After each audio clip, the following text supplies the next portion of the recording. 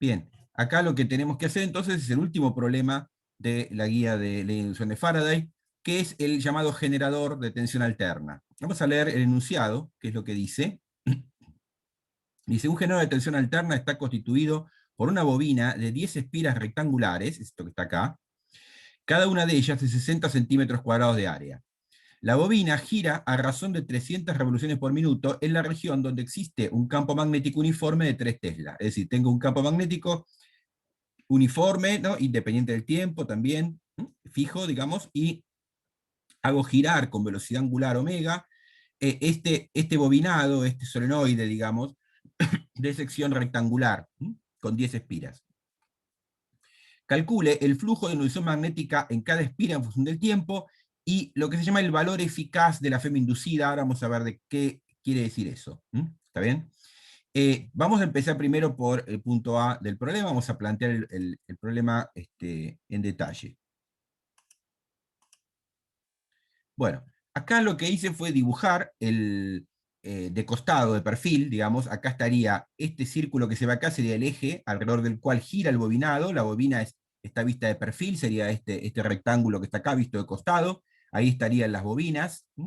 Y el campo magnético lo puse en una cierta dirección, por ejemplo vertical, y vamos a llamar θ al ángulo que forma la normal al bobinado con la dirección del campo magnético.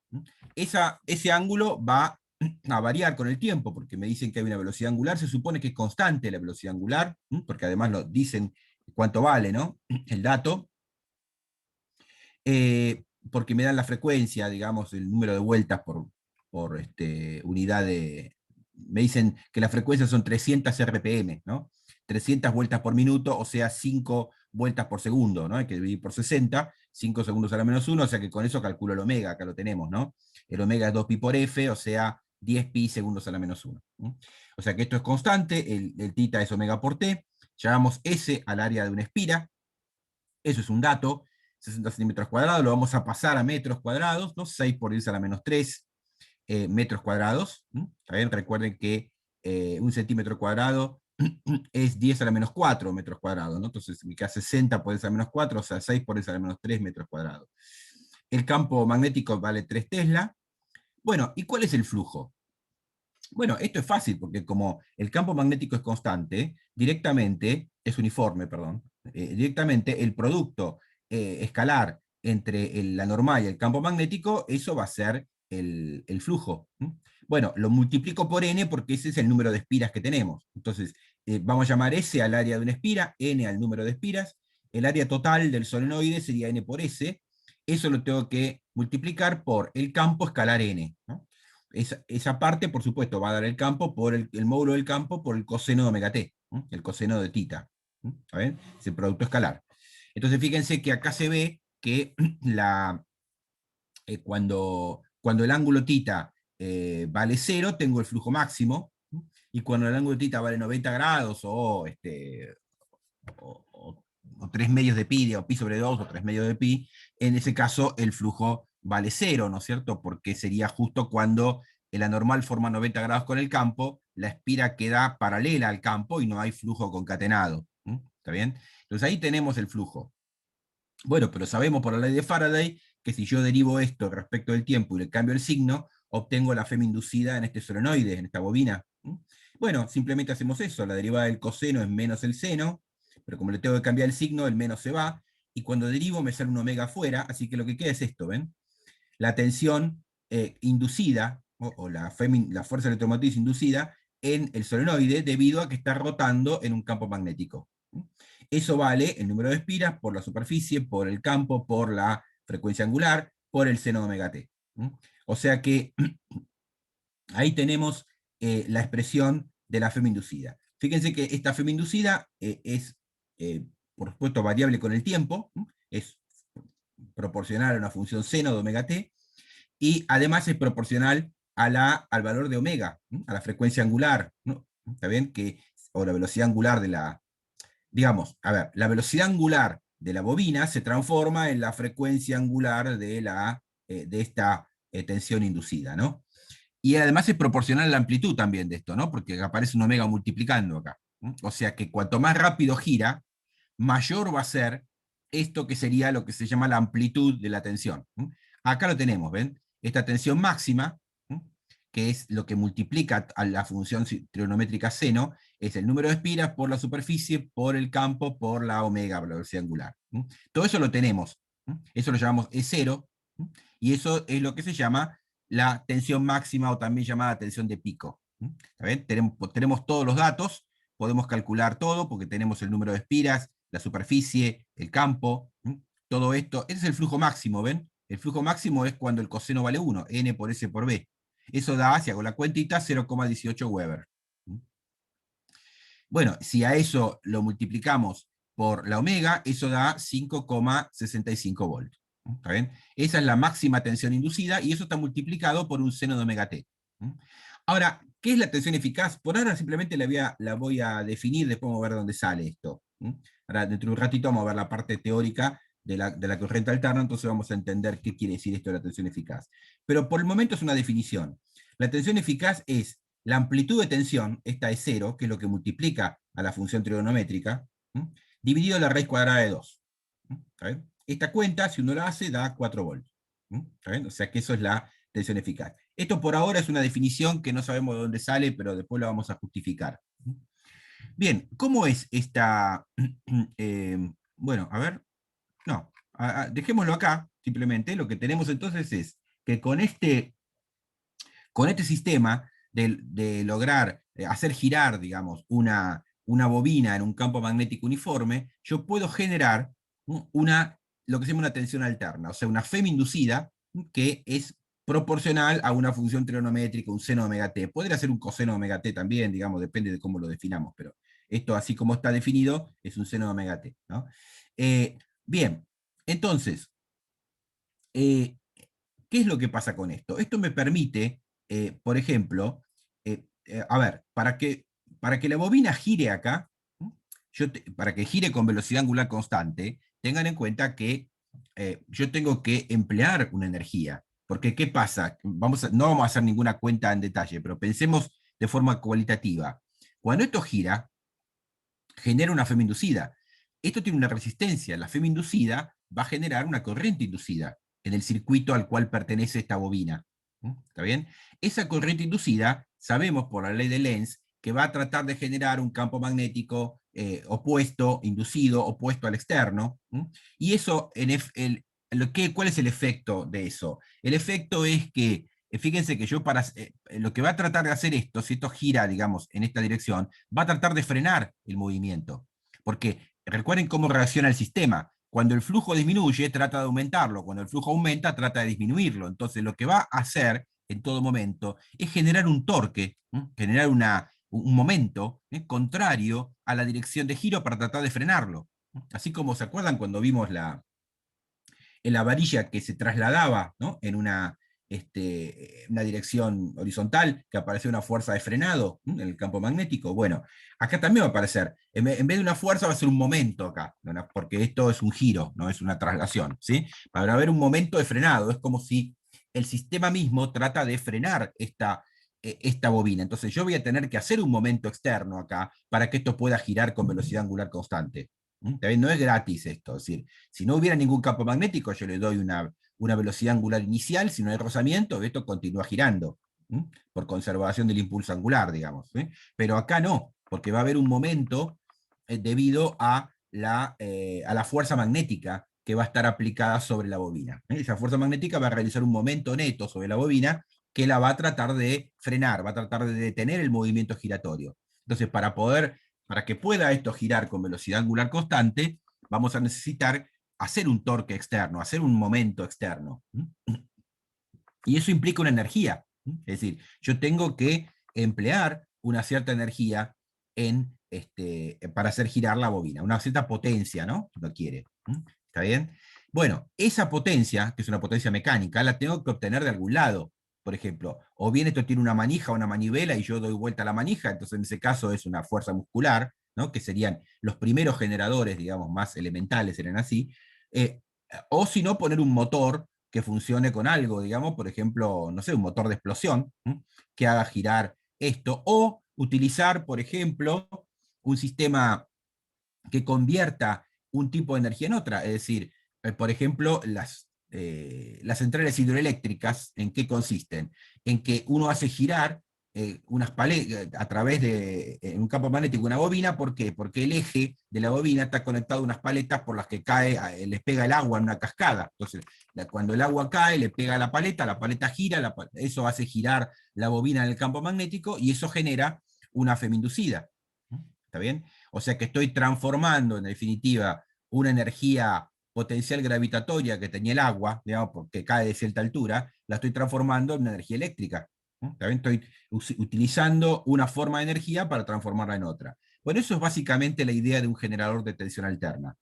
Yo empleo alguna forma de energía, un motor de combustión, una cascada de agua, lo que fuera, para hacer girar una bobina dentro de un campo magnético, y eso me genera una inducida que después la puedo usar en cualquier circuito eléctrico. ¿Está bien? Eso porta una cierta cantidad de potencia, ¿no? La potencia entre esto es un generador. Esto es un generador de tensión alterna. Entrega cierta potencia a un circuito. ¿Está bien? Se llama alterna justamente porque es proporcional a una función seno o coseno. No tiene esta forma. Uno la mira por acá. Ven, acá dibujé. eh, eh, bueno, acá dibujé, no importa. Este dibujo para otra cosa que vamos a ver después. Pero la forma es una cosa así, digamos, una sinusoide. ¿Está bien? Bien, entonces, hasta ahí vamos bien. Esto es el último problema de la guía de ley de inducción de Faraday, que es la aplicación de la inducción de Faraday a un bobinado que gira en un campo magnético uniforme y genera una inducida que tiene esta forma, que se llama tensión alterna. ¿Sí? Bueno, muy bien. Entonces ahora lo que vamos a hacer es, vamos a ir a eh, estudiar con un poquito más de detalle cómo es esto de la tensión, de la corriente alterna. Entonces vamos a ver este apunte, lo tienen en pantalla ahí, ¿no? El apunte que dice Introducción al circuito de corriente alterna. Vamos a ir viendo despacio qué es esto de la corriente alterna y cómo se usa, ¿no? Bueno, en primer lugar, este es lo que hablábamos recién, ¿no? Un generador de tensión alterna produce, por inducción electromagnética, una fuerza electromotriz oscilante que tiene esta forma. Yo acá la puse con un coseno, es lo mismo igual. Poner un seno o un coseno, porque eso es como cambiar el origen del tiempo, ¿no? Recuerden que el seno y el coseno son dos funciones que tienen la misma forma, pero están desplazadas, ¿no? Están desplazadas en pi sobre 2, digamos, en el eje de las abscisas, ¿sí? De modo tal de que es equivalente trabajar con un seno o un coseno. Es más, vamos a encontrar en la guía de problemas que a veces usan un seno, a veces un coseno para expresar esto. ¿Está bien? Pero, digamos, no hay ningún problema. Lo importante es que esto es una función sinusoidal, seno-coseno. Bueno, yo acá en este apunte usé la función coseno por una razón que vamos a ver después, además, que por practicidad. ¿No? Bien, entonces, el B0 es lo que se llama la amplitud de tensión. Es la tensión máxima, vamos a poner un poquito más grande esto, es la tensión máxima que alcanza, ¿no? Cuando el coseno vale 1, para los tiempos para los cuales omega por t vale, no sé, 0 o pi, por ejemplo, o cualquier múltiplo, ¿no? Cualquier múltiplo de pi, este coseno se transforma en 1. Entonces esto vale B0, ¿no? ¿Está bien? ¿Sí? Bueno, en 1 o menos 1, ¿no? Porque esto oscila. Pero lo importante es, esto es una magnitud positiva además, ¿está bien? El signo está metido acá dentro del coseno. Esto es un número positivo, se mide en volts, se llama la amplitud de tensión, o en la jerga de los electricistas se llama también tensión de pico, porque es la tensión en el pico de la función, o sea, en el máximo de la función. Omega es la frecuencia angular, o también llamada pulsación del generador. La frecuencia es lo que habíamos dicho, lo que vimos recién, la frecuencia es omega sobre 2pi y se mide en hertz, y el periodo es la inversa de la frecuencia, se mide en segundos. ¿No? Ahí tenemos todas las características de una tensión alterna. La tensión de pico, la pulsación, y a partir de la pulsación tenemos la frecuencia y el periodo. Bien, como decía recién, el uso de la función coseno es convencional, lo importante es la forma sinusoidal, porque, ¿qué es lo que pasa? En general puede usarse cualquier expresión de esta forma, un coseno de omega t más phi, donde phi es como una fase inicial. ¿Se acuerdan cuando vieron movimiento oscilatorio armónico en física 1? Bueno, esto es lo mismo. Es decir, el phi es una fase inicial, si yo pongo phi igual a 0, tengo la función coseno, si pongo phi igual a menos pi sobre 2, tengo la función seno, y ahí va cambiando, ¿no? Sin embargo, esta forma es la que nos va a resultar más cómoda para lo que queremos hacer. Como vamos a representar circuitos en donde aparece un generador de tensión alterna, el generador de tensión alterna lo vamos a representar por este símbolo que está acá. Un círculo con una ondita adentro que indica que esto es un generador de tensión alterna, y los parámetros que son el B0, la amplitud de tensión, y la frecuencia angular o pulsación. ¿Está bien? Eso es lo que caracteriza el generador. Bueno, ahora bien, vamos entonces a empezar a estudiar circuitos en los cuales, además de tener un generador de tensión alterna, vamos a poner otro elemento en el circuito. Ese otro elemento va a ser un elemento pasivo en el sentido de que no es un elemento que aporte energía al circuito. ¿Está bien? Es decir, el elemento que aporta energía al circuito es el generador, ¿no? Ya vemos que este generador tiene que usar alguna forma de energía para poder funcionar, ¿no? Bueno, eso es lo que va a producir una FEM, justamente, una fuerza electromotriz que, que va a poder transmitir potencia a los demás elementos del circuito. Los demás elementos, los que no son una fuente de energía, se llaman elementos pasivos del circuito. ¿Está bien? Bueno, vamos a empezar ahora a empezar a estudiar circuitos que tienen un único elemento pasivo.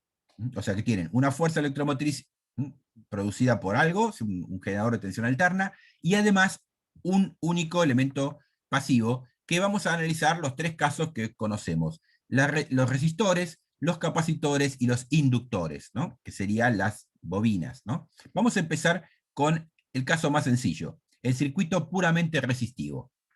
¿En qué consiste? En un generador de tensión alterna y una resistencia, ¿no? Un resistor. ¿Sí? Es lo único que hay en el circuito. Entonces, acá, bueno, va a circular una corriente eléctrica. Por la ley de Ohm, esto en cada tiempo uno puede plantear que la corriente es la tensión dividido la resistencia, para cada tiempo. Como la tensión vale B0 por el coseno de omega t, la corriente va a valer esto, B0 sobre R por el coseno de omega t. O bien, podemos llamar a esto I0, que esto es lo que se llama la amplitud de corriente, o también corriente de pico, que es lo que multiplica a la función coseno. Fíjense qué caracteriza a este tipo de circuito. La tensión, dijimos que era esto, estaba acá arriba, ¿no? Es B0 por un coseno omega t. La corriente es un I0 también por un coseno omega t. Es decir, que las dos funciones, la función tensión y la función corriente, las dos son proporcionales a la misma función del tiempo, que es coseno de omega t. Es decir, digamos, cuando crece la tensión, va creciendo la corriente; cuando decrece la tensión, decrece la corriente; cuando la tensión llega a un máximo, la corriente llega a un máximo, ¿no? Etcétera. Cuando la tensión llega a un mínimo, la corriente también llega a un mínimo. Es decir, van siguiendo el mismo comportamiento exactamente las dos cosas. Es como que, digamos, evolucionan juntas las dos funciones, ¿no? Por supuesto, tienen distinta amplitud porque además son distintas unidades, ¿no? Esto es ampere y el otro era volt, ¿no? Pero son dos funciones que, si uno las representara en un mismo gráfico, me darían dos funciones coseno, una con amplitud E0 y otra con amplitud I0. ¿Está bien? Bueno, se dice en ese caso que la tensión y la corriente están en fase, ¿no? Es decir, cuando la corriente en cualquier tiempo es proporcional al valor de la tensión en el mismo tiempo, que es lo que tengo acá, ¿ven? El valor de la tensión es B0 por coseno omega t, la corriente es proporcional a eso porque es simplemente dividir por la resistencia, se dice que están en fase. ¿Está bien? Bueno, ¿qué pasa con la potencia instantánea? La potencia instantánea del generador va a ser igual, en este caso, a la potencia disipada de la resistencia. ¿Cuál es la potencia disipada de la resistencia? Es I cuadrado por R. ¿Se acuerdan? Para los circuitos de corriente continua. Esto es lo mismo, pero solo que para cada tiempo, esta potencia va a depender del tiempo. La entregada por la FEM es el producto de la corriente por la FEM, que va a depender del tiempo. Bueno, las dos cosas dan lo mismo. Si yo hago I cuadrado por R o hago I por E, ¿no? Esto va a dar, en los dos casos va a dar lo mismo, va a dar B0 al cuadrado sobre R por el coseno cuadrado de omega t, ¿no? Fíjense que si yo hago I cuadrado, acá me queda un I0 cuadrado, coseno cuadrado, pero el I0, ¿qué era? Era B0 sobre R, así que esto va a dar esto que tengo acá, B0 cuadrado sobre R coseno cuadrado, ¿no? También esto es lo mismo que hacer el I por el E, ¿no? Si multiplico esto por el E, me da la misma cosa, porque es multiplicar esto por el B0 coseno, Me queda el cuadrado del B0 y me queda un coseno cuadrado. Así que al final lo que queda es esto. Fíjense que la potencia, como función del tiempo, la potencia que entrega el generador, que en cada instante del tiempo es la misma que la potencia que se está disipando en la resistencia en forma de calor, es proporcional a la función coseno al cuadrado. Bueno, ahora bien, se define la potencia media, también llamada potencia activa, como la energía entregada por el generador en un periodo dividida por el periodo. Es decir, como esto es una función periódica del tiempo, tiene un periodo t, que sabemos que es 2 pi sobre omega, entonces lo que vamos a hacer es calcular toda la energía que el generador entregó en un periodo y dividirla por el periodo. Como es la potencia, eso se llama la potencia media, ¿ven? Acá está. Es la integral entre 0 y el periodo de la potencia instantánea, ¿está bien? Dividido el valor del periodo. Eso se llama potencia media, porque es el valor medio de la potencia instantánea. Es el valor medio de una función esto. Bueno, si uno hace eso, le queda esta integral a resolver. La integral, bueno, esto sale fuera, el B0 cuadrado sobre R sale fuera, y me queda la integral del coseno cuadrado de omega t. Si uno resuelve esta integral, entre 0 y el periodo del coseno cuadrado de omega t, esto da un medio del periodo. Si hacen esta cuentita van a ver que les da un medio de t mayúscula, un medio del periodo. Entonces con esto se simplifica y les da al final que la potencia media es un medio del B0 cuadrado sobre R. O lo que es lo mismo, un medio de I0 por B0. O lo que es lo mismo, un medio de I0 cuadrado por R. Son todas equivalentes. Las tres cosas son lo mismo. ¿Está bien? Ahora bien, acá viene esto que habíamos visto, esa pregunta que aparecía en la guía de inducción de Faraday del último problema sobre eh, la, eh, la tensión eficaz. Bueno, mire, estas expresiones que tengo acá, miren estas tres expresiones. Si ustedes le sacan el 1 medio, si le sacáramos el 1 medio, esto es la expresión de la potencia de un circuito de corriente continua. Si yo tuviera, en realidad, en vez de un generador de alterna, tuviera una pila de valor B0, una batería de corriente continua, y una resistencia R, circula una corriente I0, bueno, la potencia sabemos que se puede expresar como la disipada de la resistencia como I cuadrado por R, o la entregada por la batería I por B, ¿está bien? O también se puede expresar usando la ley de Ohm como B cuadrado dividido R. Salvo el 1 medio, estas fórmulas son idénticas a las fórmulas de un circuito de corriente continua. Bueno, por eso se define lo que se llama la tensión eficaz y la corriente eficaz en el circuito. ¿Qué es la corriente eficaz? Es la amplitud de corriente dividido la raíz de 2. Y la tensión eficaz se define como la amplitud de tensión dividido la raíz de 2. ¿Por qué se definen así? Porque si uno multiplica la tensión eficaz por la corriente eficaz, fíjense que esto le da un medio de I0 por B0. Y un medio de I0 por B0 es la potencia media. O sea, que con estos valores uno puede trabajar con las mismas fórmulas que usábamos para los circuitos de corriente continua, solamente que en lugar de poner la tensión o la corriente, digamos, del circuito, ahora como son alternas, lo que voy a poner es la tensión eficaz o la corriente eficaz, ¿no? Porque esta raíz de 2 que aparece dividiendo me genera automáticamente el 1 medio que tenemos acá en estas fórmulas, así que estas fórmulas las fórmulas 5 se pueden reescribir, digamos, usando las definiciones de tensión eficaz y corriente eficaz de esta manera, como en la fórmula 7. ¿Está bien? Es decir, que las mismas expresiones que usábamos para calcular la potencia en un circuito de corriente continua, la podemos usar para la potencia media en un circuito de corriente alterna, teniendo en cuenta que lo que hay que colocar como tensión o corriente es la tensión eficaz o la corriente eficaz. O sea, la amplitud de corriente dividido la raíz de 2, o bien la amplitud de tensión dividido la raíz de 2. ¿Está bien? ¿Se entiende esto? Es simplemente una definición que permite expresar cómodamente la potencia media del circuito de corriente alterna. ¿Sí? Bien, esto es en cuanto a un circuito puramente resistivo, que lo que teníamos acá. Ahora, ¿qué pasa si nosotros, en lugar de poner una resistencia, ponemos un capacitor? Vamos a suponer que despreciamos la resistencia del circuito, porque si no tendríamos que tener ya dos elementos pasivos, y vamos a considerar primero los más elementales, ¿no? Los circuitos que tienen un único elemento pasivo. En este caso, lo que hacemos es poner un capacitor. Entonces, lo que hacemos es un generador de tensión alterna conectado con un capacitor. Muy bien. Ahora bien, acá va a haber una corriente que depende del tiempo. Cuidado, esta corriente, claramente, repito, es una corriente que depende del tiempo, no es estacionaria. Recuerden que si esto fuera un circuito con corriente estacionaria, no puede circular corriente, porque el capacitor acá funciona como un circuito abierto. ¿Mm?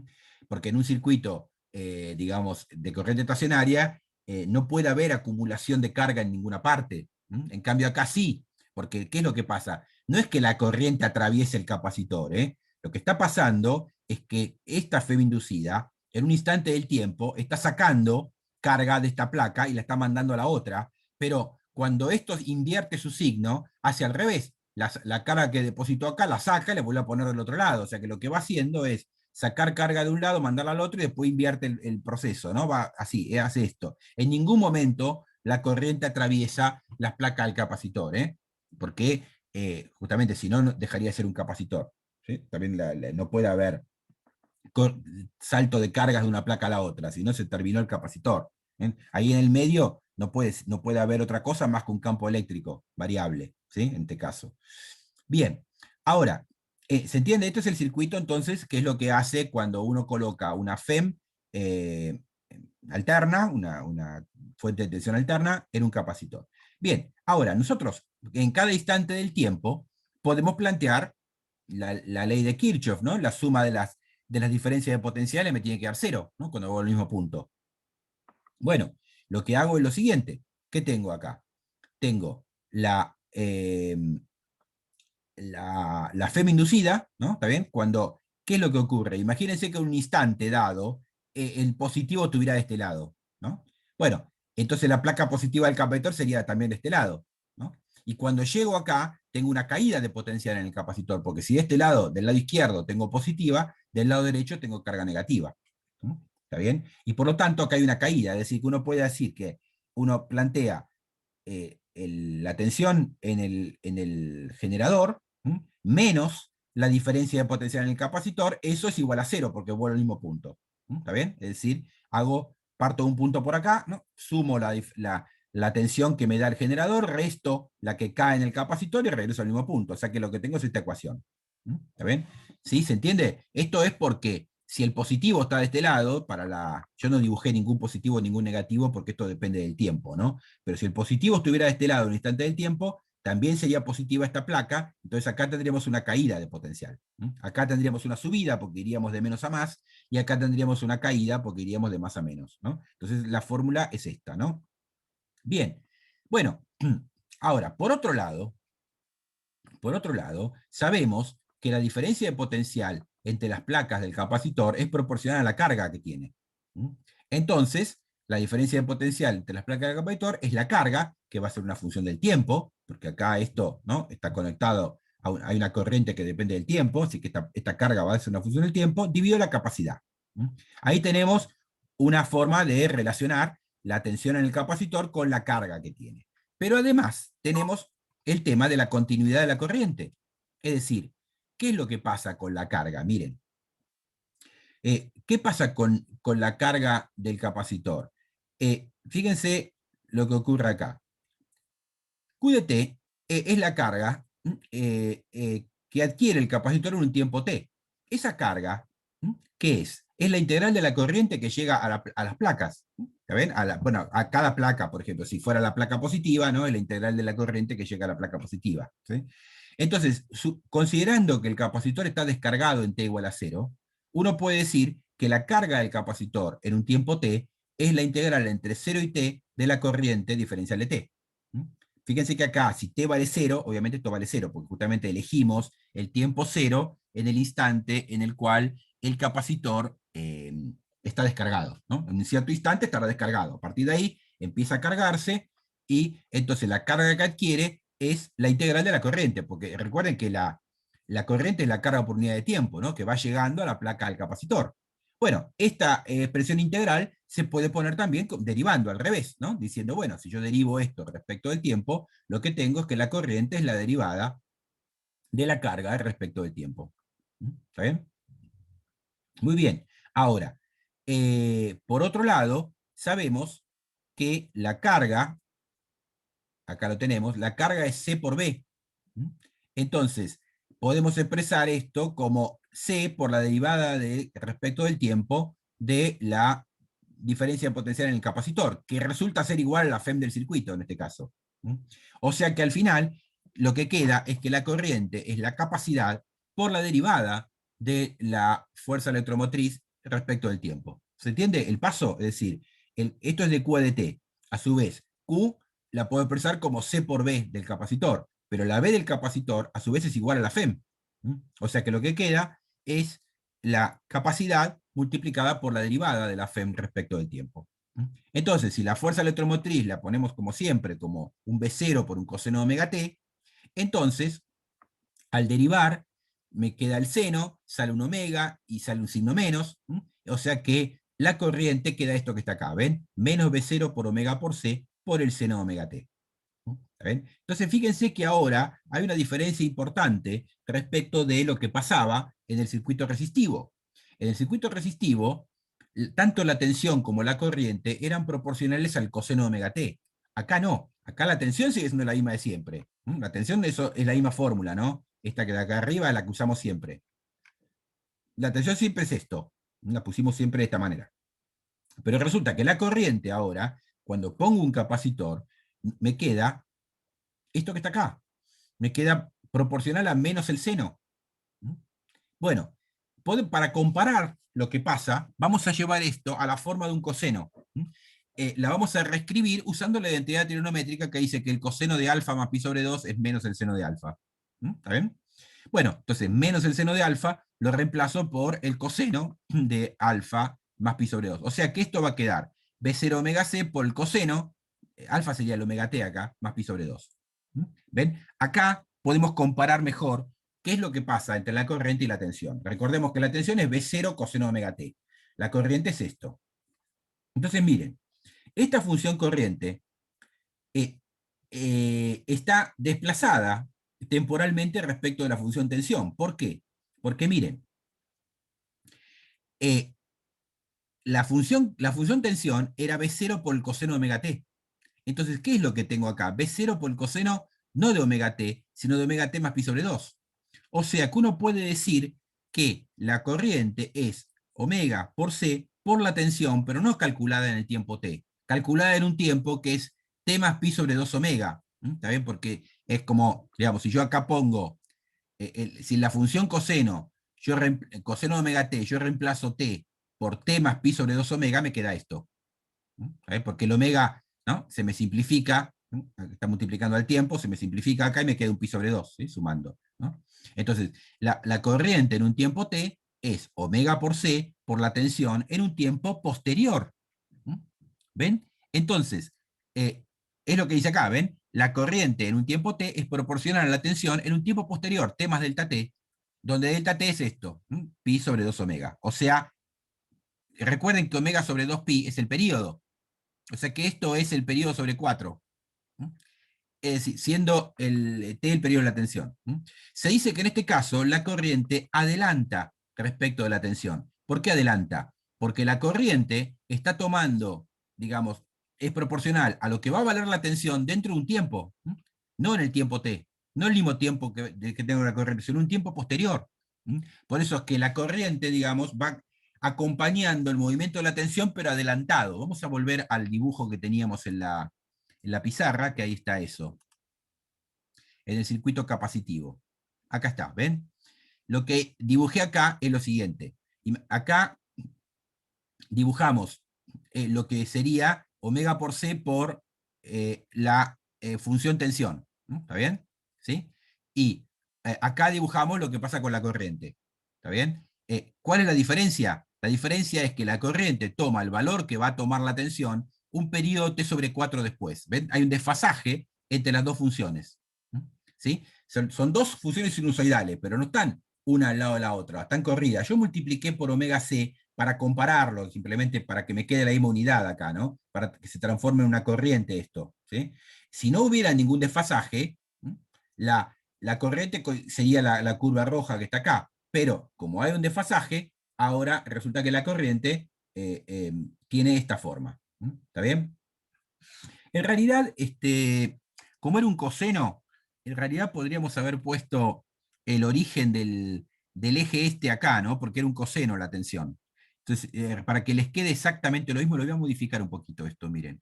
Vamos a modificar un poquito la figura. Simplemente lo que voy a hacer es correr, vamos a sacar acá esto, vamos a correr este eje para que quede exactamente lo que tenemos en la figura. Es decir, el eje estaría acá. Ahí está. Entonces, vamos a cambiar. Acá, esto no es t sobre 4. Esto lo voy a correr para allá. Acá estaría el 0. Y esto sería menos t sobre 4, que lo voy a correr ahora para atrás. Sería menos t sobre 4.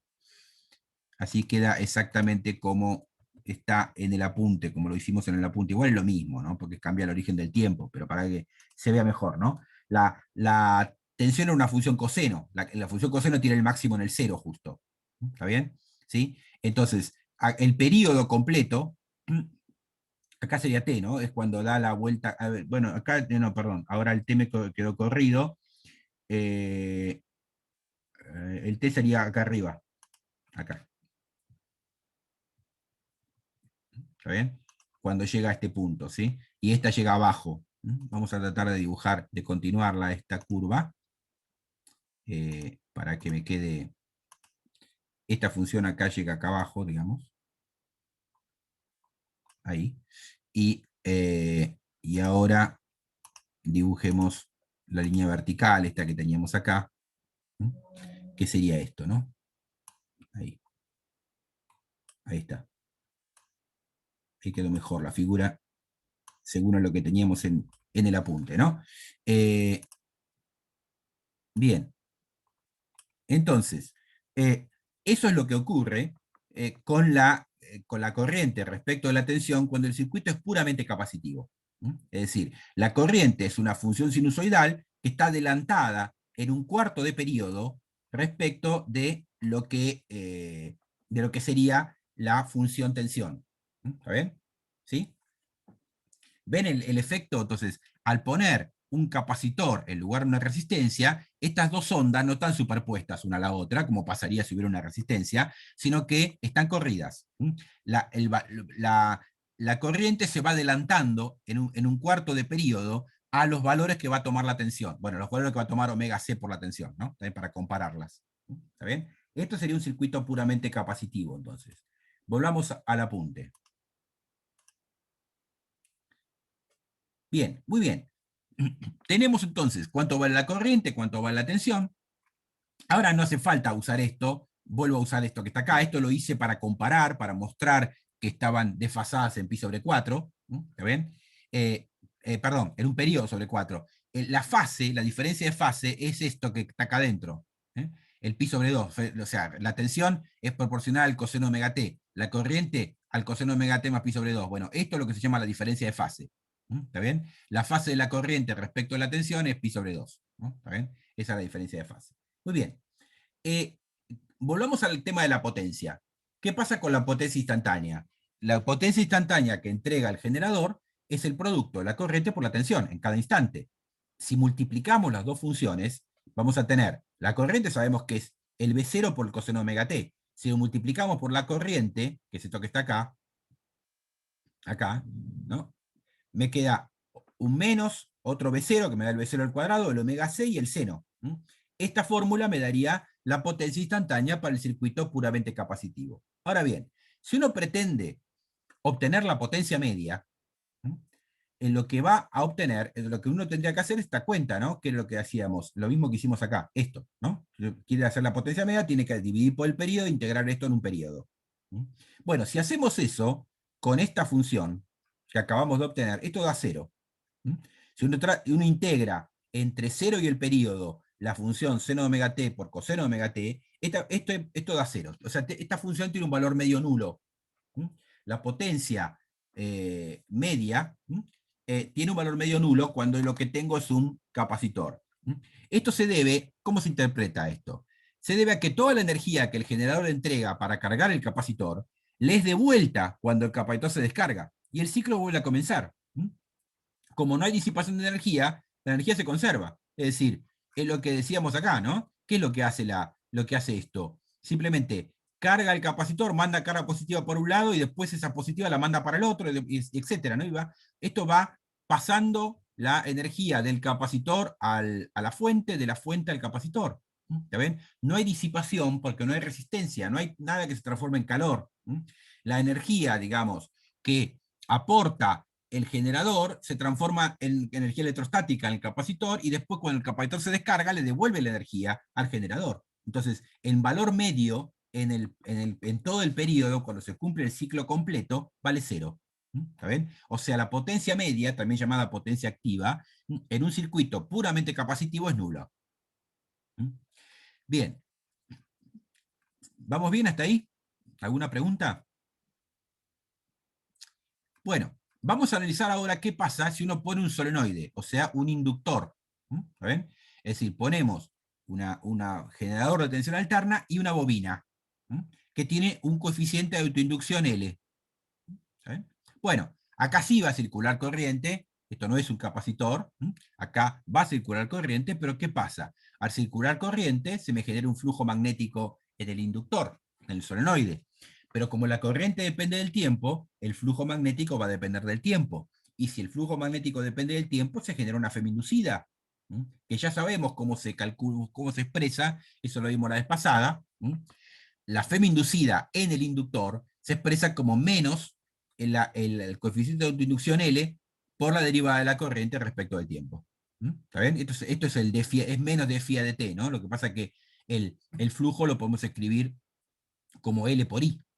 ¿Está bien? Entonces ahí tenemos la expresión, ¿no? La FEM del inductor más la FEM inducida perdón, la FEM del generador más la FEM inducida en el inductor me tiene que dar 0 porque vuelvo otra vez al mismo punto. Ahí tenemos la ecuación. Ven que es una ecuación parecida a la que obtuvimos para el capacitor, pero resulta que ahora se da la situación al revés, porque antes acá lo que teníamos, miren, en el capacitor, volvamos atrás un poquito, en el capacitor lo que teníamos era básicamente lo que había dado esto, era la diferencia de potencial en el capacitor, que resultaba ser proporcional a la derivada de la tensión respecto del tiempo. La corriente daba la derivada, ¿no? Y ahora pasa al revés, miren.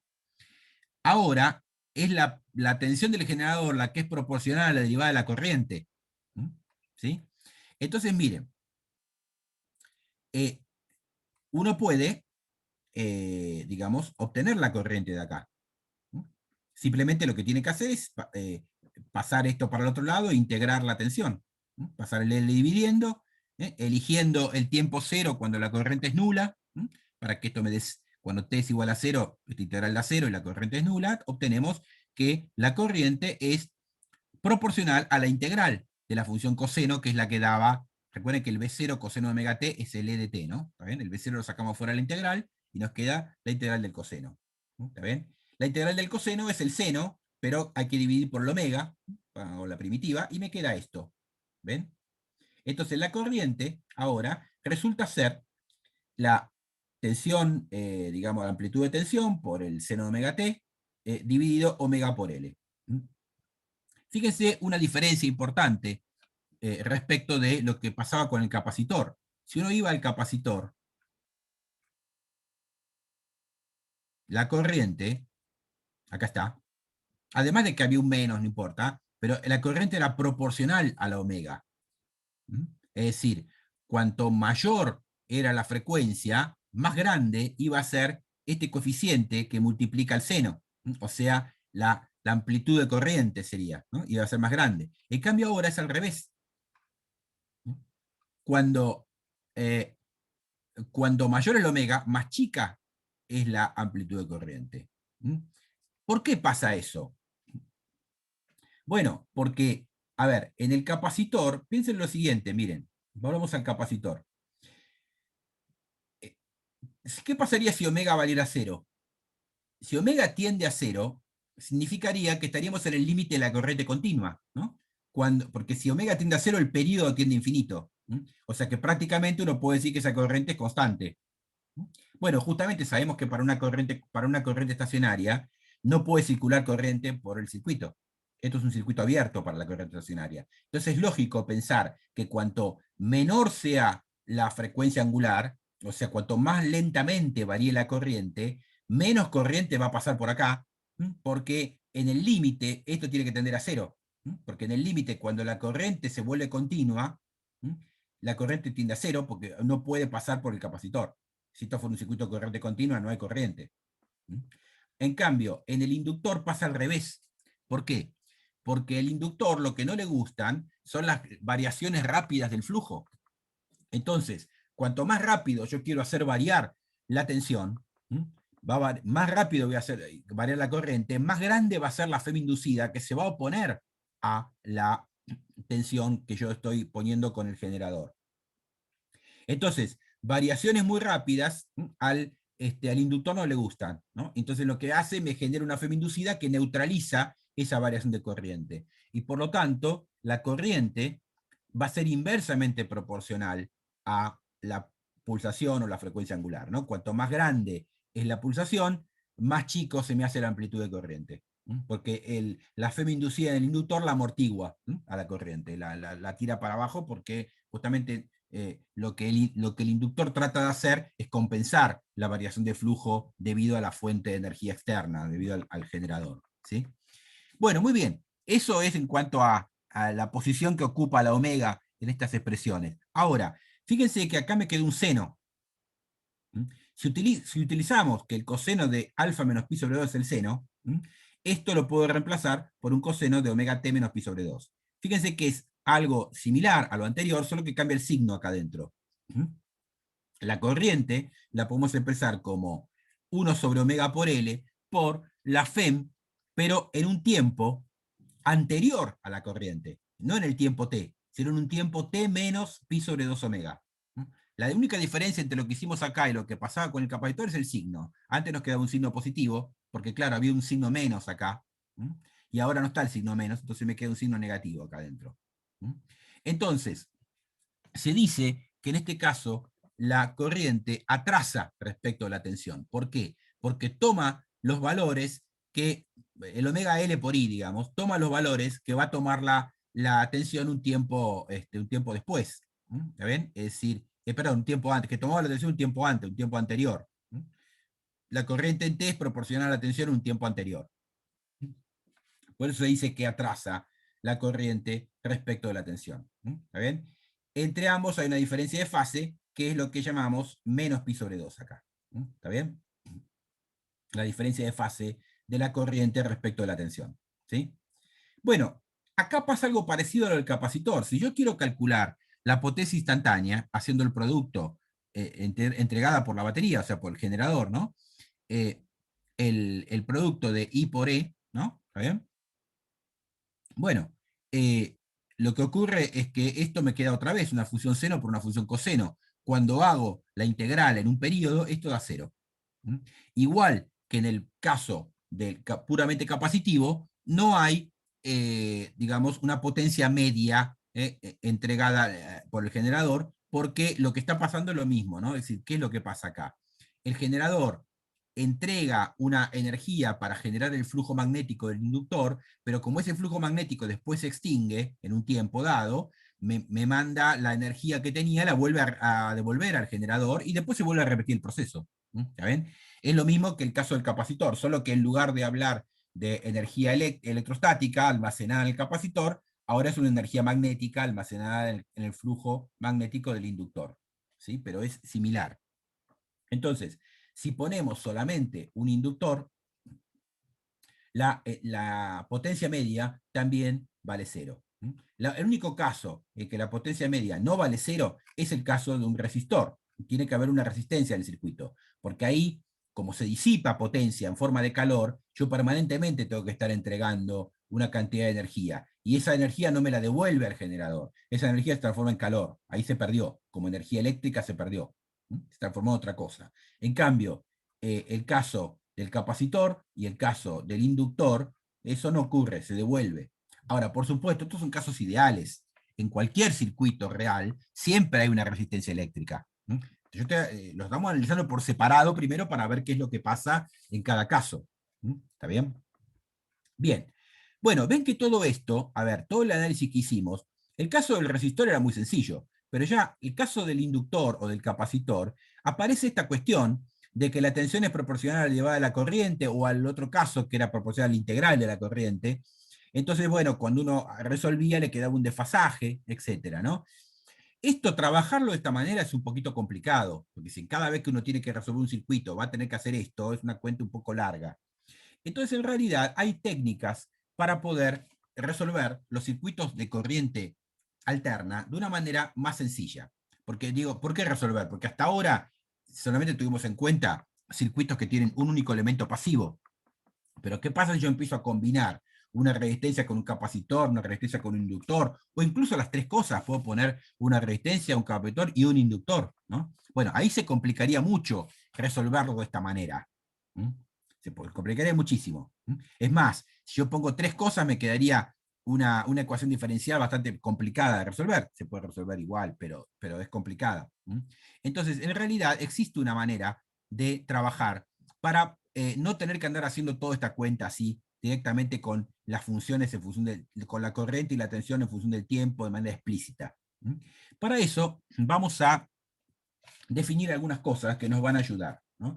Es esto de la tensión compleja, corriente compleja e impedancias. Es un método que utiliza números complejos, que aparentemente parecería que vamos a complicar la vida, pero no, esto nos resuelve un montón de problemas.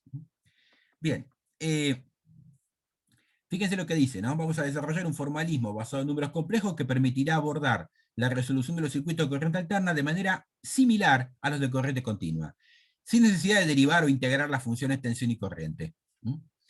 Bueno, como acá la corriente la vamos a ir llamando con la letra I, para evitar que se nos confunda la corriente con la unidad imaginaria, le vamos a cambiar el nombre a la unidad imaginaria. Es decir, vamos a usar la letra J para designar la unidad imaginaria, en lugar de la letra I. ¿Está bien? J al cuadrado es -1. ¿Sí? Esto es el número complejo que es la raíz cuadrada de -1. ¿No? ¿Está bien? Bien, ahí tenemos, ¿no? Entonces la letra I queda para la corriente. ¿Sí? Bueno, vamos a definir una exponencial con exponente imaginario, vamos a ponerlo así, e a la j phi, de esta manera, como el coseno de phi más j por el seno de phi. ¿Está bien? Esto es una definición, ¿sí? En realidad, cuando ustedes vean más adelante, los que tengan en la carrera algún análisis matemático superior, van a ver que esto efectivamente es una función exponencial extendida al plano complejo. Pero por ahora, digamos, para nosotros es una definición. Ahora, esto, si uno utiliza las identidades trigonométricas para el seno y el coseno de la suma de dos ángulos, uno puede probar que se verifica esto, que e a la j por la suma de dos ángulos me da el producto de a la j phi por e a la j psi, o sea, el producto o sea, se comporta como una verdadera exponencial. ¿Está bien? Es decir, se comporta de la misma manera que una exponencial, porque ustedes recuerden que la exponencial, si en el exponente tengo la suma de dos cosas, me queda el producto de las exponenciales. Bueno, esto funciona igual. Funciona exactamente igual. Es más, si uno deriva esto respecto del ángulo, la derivada del coseno es menos el seno, la derivada del seno es el coseno, y lo que le da a esto es j por lo mismo. O sea que baja el coeficiente que multiplica el ángulo, que es la unidad imaginaria, baja de la exponencial. O sea, se comporta igual que una exponencial. Recuerden que cuando uno deriva e a la a por x, eso es a por e a la a por x, ¿no? Bueno, es lo mismo. Es exactamente igual. Esto se debe a que esto en realidad es una verdadera exponencial. Lo que pasa es que nosotros no vamos a hacer análisis matemático de variable compleja acá, ¿no? Pero simplemente le estoy diciendo cómo funciona esto. Si uno define esto funciona igual que una exponencial común. O sea, pues si uno tiene la suma de dos números acá, eso se distribuye y queda como un producto de exponenciales. Y si uno quiere derivar respecto de el argumento, el ángulo, la variable acá, pasa lo mismo con una exponencial. Uno baja el numerito que multiplica a la variable y me queda la misma función.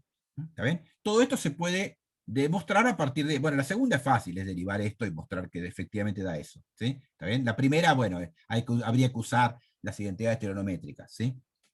Bien, ¿cómo se representa gráficamente en el plano complejo este numerito?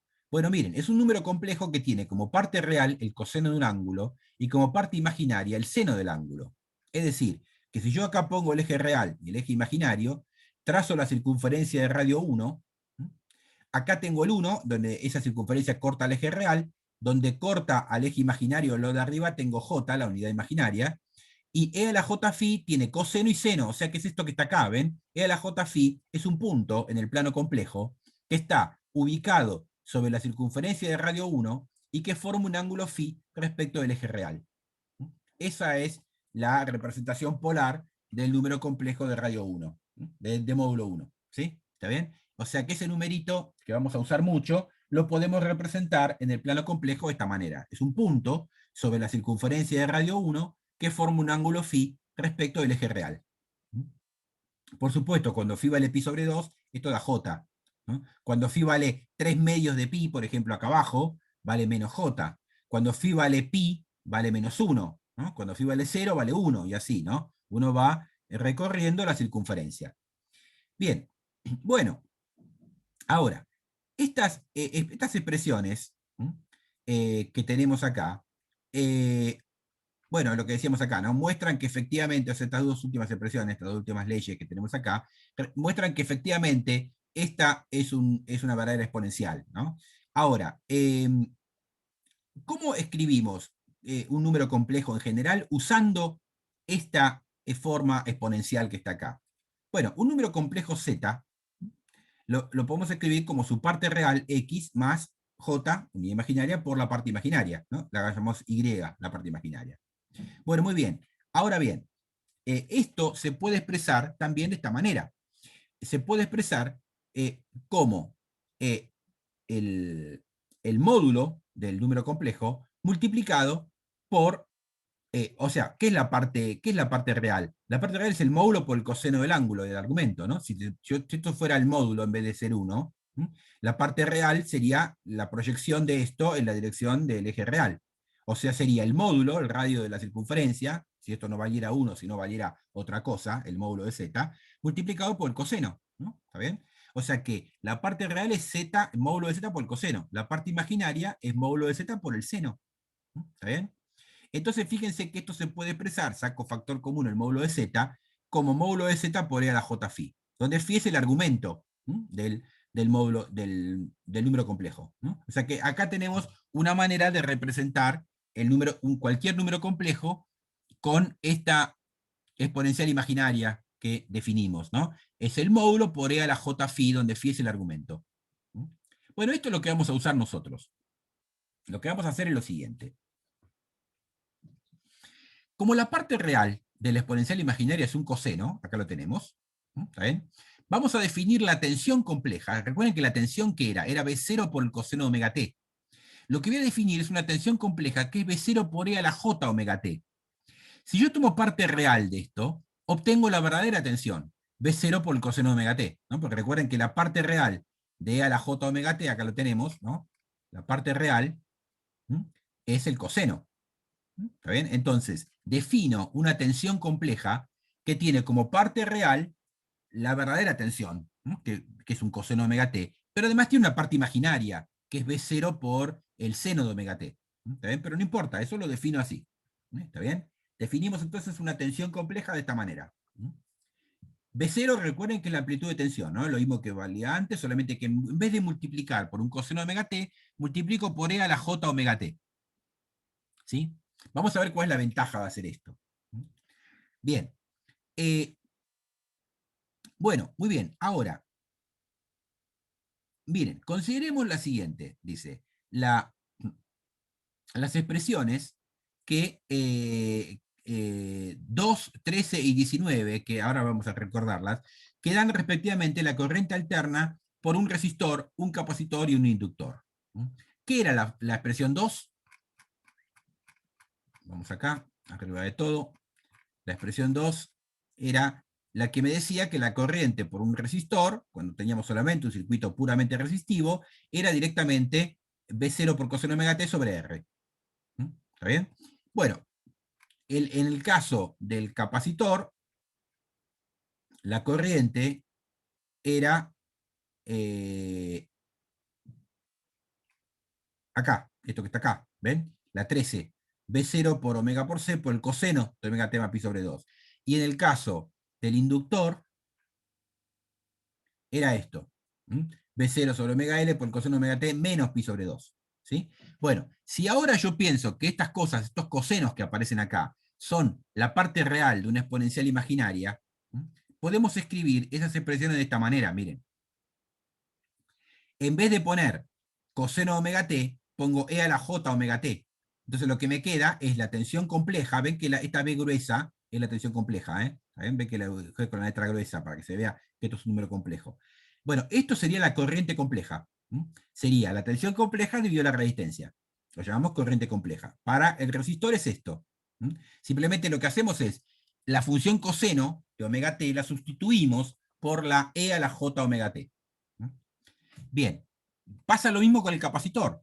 La función coseno, que me quedaba un coseno de omega t más pi sobre 2, en la fórmula 13 que vimos recién, la sustituimos por una exponencial compleja, por e a la j omega t más pi sobre 2. ¿No? ¿Está bien? Entonces, fíjense que, ¿qué es lo que pasa? Acá viene la gran ventaja de esto. Miren, como la e a la j omega t más pi sobre 2, como es una exponencial, la puedo separar como un producto. Esto es poner e a la j omega t multiplicado por e a la j pi sobre 2.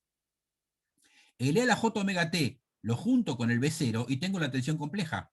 Entonces miren lo que pasa. La corriente compleja me queda omega por C por la tensión compleja por este numerito complejo que quedó acá, e a la j pi sobre 2. ¿Está bien? ¿Cuál es la ventaja de esto?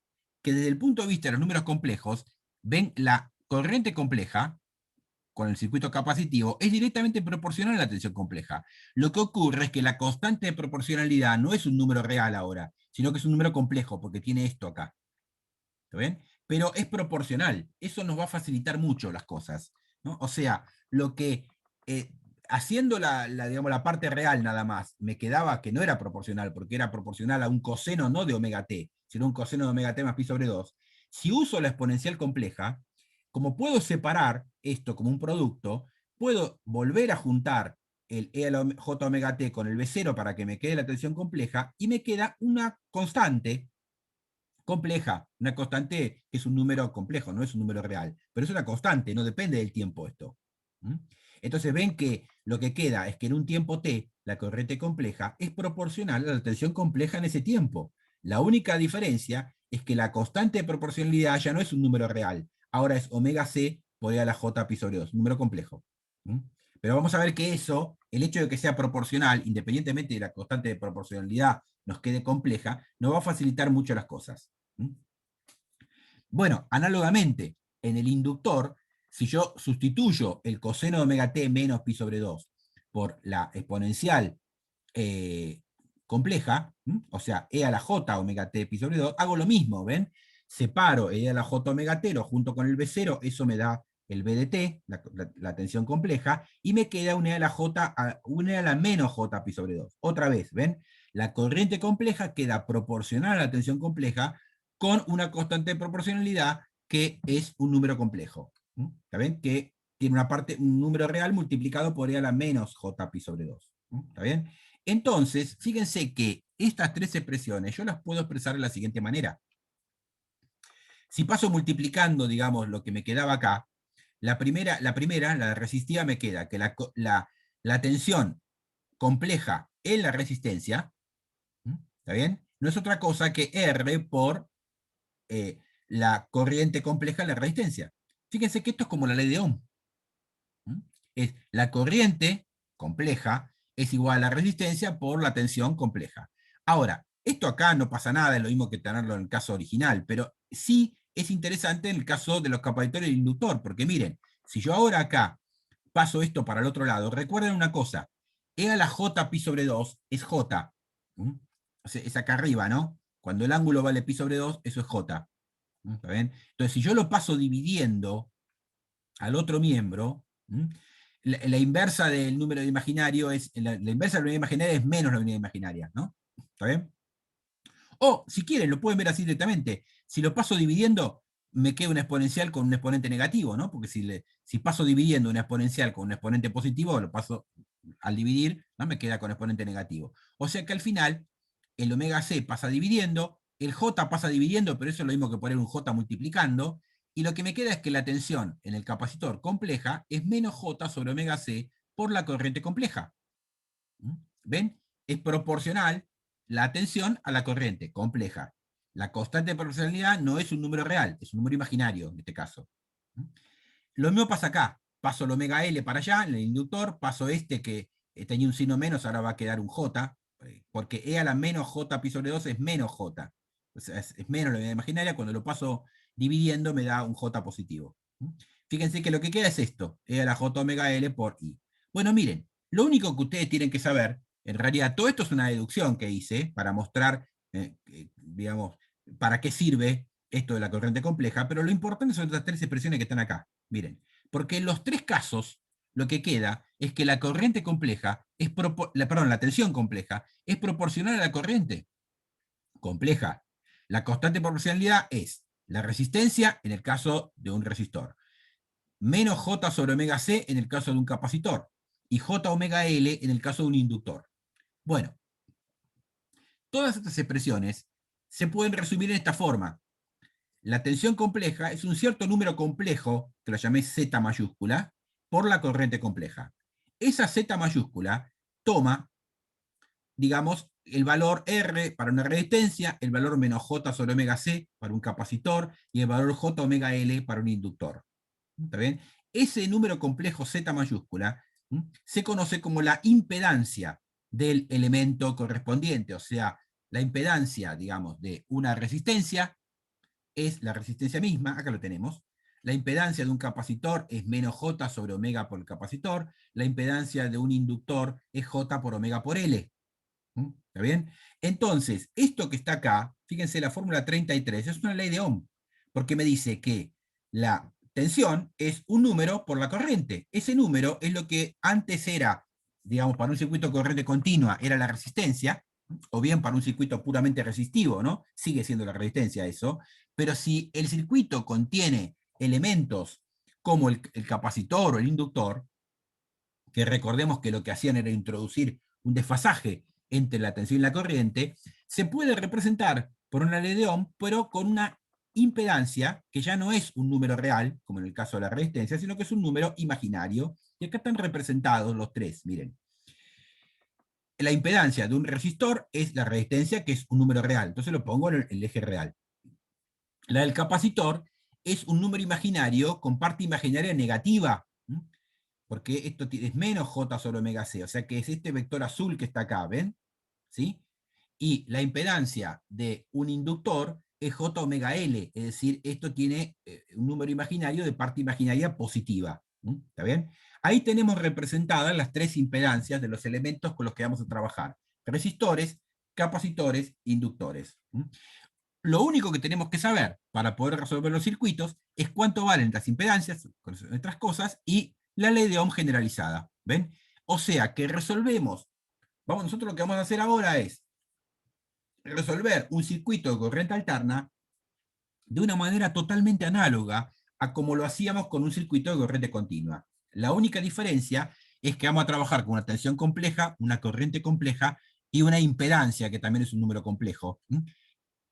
O sea, pasando a estos números complejos, trabajo de la misma manera que antes. ¿Por qué? Porque esto me garantiza que las tensiones complejas resultan ser proporcionales a las corrientes complejas en el mismo instante de tiempo. Ya no hay ningún desfasaje, nada.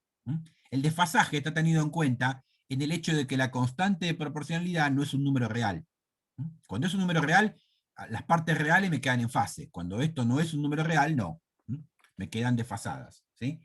Bien, eso es todo lo que vamos a necesitar. O sea, este método de las corrientes complejas y las tensiones complejas lo que me permiten es trabajar con una ley de Ohm generalizada, donde cada elemento del circuito tiene estas correspondientes impedancias, que se representan de esta manera. Bueno, entonces ven que dice, mediante el uso de la ley de Ohm generalizada y las expresiones de las impedancias, uno puede resolver cualquier circuito de corriente alterna de manera análoga a uno de corriente continua. ¿Sí? Entonces, bien, fíjense una cosa, ¿no? El único elemento cuya impedancia es un número real es el resistor. ¿Está bien? Por ello, la parte real de una impedancia de un circuito se denomina la resistencia del circuito. La parte imaginaria, que son las que vienen de los capacitores y los inductores, van a contribuir a la parte imaginaria de la impedancia del circuito. Eso se llama la reactancia y se lo nombra con la letra X. Ahora vamos a hacer nosotros ejemplos, ¿no? Vamos a calcular digamos, la impedancia de un circuito. A la parte real la vamos a llamar la resistencia del circuito, a la parte imaginaria la vamos a llamar la reactancia del circuito. En el caso de un inductor, la reactancia es positiva, porque recuerden que el inductor tiene J omega L, ¿no? Tiene la reactancia positiva significa que la parte imaginaria es positiva. Un capacitor tiene reactancia negativa, es decir, la parte imaginaria que viene de la impedancia del capacitor es negativa. ¿Está bien? Bien, bueno, esto es lo que les decía antes. Miren lo que pasa con, vamos a mirar esto que les comenté antes del punto de vista de lo que pasaba con la corriente. Fíjense cómo dependen de la frecuencia angular, ¿no? De la omega. La impedancia del capacitor es inversamente proporcional a la frecuencia angular, mientras que la del inductor es directamente proporcional. La del resistor no depende de la frecuencia. ¿Sí? ¿Qué significa esto? Miren, para altas frecuencias, para frecuencias muy grandes, la impedancia del capacitor tiende a cero. Es decir, para frecuencias muy grandes, el capacitor es como si no estuviera. Es decir, no molesta para nada, porque el problema del capacitor con un circuito de corriente alterna es cuando la frecuencia es baja, porque es cuando me estoy aproximando a las corrientes continuas. En la corriente continua, el capacitor presenta, digamos, una impedancia muy alta, porque no deja pasar la corriente. Miren, en el límite de que omega tiende a cero, esto tiende a infinito, que es lo que dijimos antes. En un circuito de corriente continua, el capacitor no deja pasar la corriente. Entonces, se comporta como si fuera una impedancia infinita. Es decir, fíjense la ley de Ohm generalizada, ¿no? Si la impedancia es infinita, ¿está bien? Entonces no va a circular corriente, o si uno lo escribe así, ¿no? Como I igual a B sobre Z, si la impedancia tiene infinito, la corriente tiende a cero. ¿Está bien? Eso es lo que pasa, ¿no? Bueno, el inductor pasa al revés. El inductor, la impedancia tiende a infinito cuando omega tiende a infinito. Porque claro, frecuencias muy altas produce una variación de flujo muy rápido y eso genera una FEM inducida muy alta que se opone a la que yo quiero darle a la del generador. Entonces, bloquea el paso de la corriente. ¿Sí? Entonces, digamos, los capacitores se comportan, digamos, con impedancias muy grandes a bajas frecuencias y muy pequeñas a altas frecuencias, y el inductor al revés. A bajas frecuencias, fíjense que a baja frecuencia, en corriente continua, el inductor es como si no estuviera, porque en corriente continua el flujo es constante. Si la corriente es estacionaria, el flujo es constante. Si no hay variación de flujo, no hay FEM inducida, y por lo tanto no molesta, no aparece ninguna FEM inducida. ¿No? Entonces, para el límite de la corriente continua, que sería cuando omega tiende a cero, el Z tiende a cero también para el inductor. ¿Sí? No molesta, es como si no estuviera. En cambio, para corrientes que varíen muy rápido, o tensiones que varíen muy rápido, esto se vuelve muy grande, porque impide la variación muy rápida de corriente. Bien, bueno, entonces, ahora, vamos a ver cómo se trabaja cuando uno tiene un circuito con una sola malla y con dos elementos. Vamos a empezar primero con dos elementos nada más. Por ejemplo, un circuito RC. ¿Ven? Ponemos un generador de tensión alterna, una resistencia y un capacitor. Bueno, miren, vamos a trabajar con el método de las tensiones complejas y las impedancias. No vamos a resolver ninguna ecuación diferencial en función del tiempo para la corriente y nada por el estilo. Vamos a utilizar este método. La impedancia del circuito, están en serie acá las impedancias, ¿ven? La corriente alterna, digamos, pasa por la impedancia del resistor y después pasa por la impedancia del capacitor. ¿Está bien? Hay una sola malla, está todo en serie acá. Bueno, entonces, ¿qué pasaba con las reiteradas en serie? Se sumaban. Las impedancias en serie lo mismo, se suman. Recuerden que la impedancia, la parte real es la resistencia, así que tiene que cumplir la misma ley. Entonces, las impedancias se suman, o sea que ¿cuánto vale la impedancia del circuito? Y vale la de la resistencia más la del capacitor. La de la resistencia era R, la del capacitor es menos J sobre omega C. Acá lo tengo. Bien. Ahora bien, para poder, si yo voy a tener que obtener la corriente. Miren, voy a trabajar con esto, ¿no? Con la ley de Ohm generalizada. Tengo que pasar dividiendo la impedancia para poder obtener la corriente. Como tengo que pasar dividiendo, me conviene expresar, expresar la impedancia no en forma de parte real y parte imaginaria, sino en forma de módulo y argumento. Y entonces lo voy a poner así, miren. Eh, Voy a escribirla de esta manera. Voy a expresar la impedancia Z como su módulo por E a la menos J phi. El menos es convencional que le puse acá. Ahora vamos a ver por qué uso el menos, ¿no? ¿Está bien? Bueno, entonces, ven que dice el ángulo phi es el argumento número complejo Z cambiado de signo. ¿Mm? La conveniencia de este cambio se verá enseguida, dice. Bueno, ¿qué es la tangente de phi? Bueno, la tangente de phi sería la parte imaginaria debido a la parte real. ¿Mm? ¿Está bien? Recuerden que el argumento de un número complejo, ¿no? Miren, acá lo tenemos, ¿no? Vamos a ponerlo acá. Acá. La tangente es la parte imaginaria de la parte real. ¿Sí? ¿Está bien? O sea, sería el seno, ¿no? Acá, de phi dividido el coseno de phi. Esa es la tangente del ángulo. ¿Mm? ¿Está bien? Bueno, ahora, eh,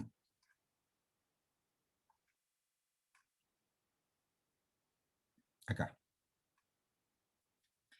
Entonces, recuerden que la parte, por eso le puse el menos, miren, ahora vamos a ver.